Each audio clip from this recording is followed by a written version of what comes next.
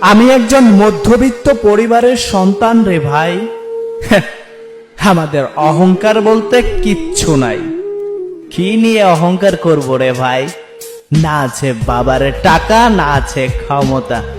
কিছুদিন পরই হয়তো চলে যাব টাকার জন্য দূরপ্রবাসে, হয়ে যাব রেমিটেন্স যোদ্ধা।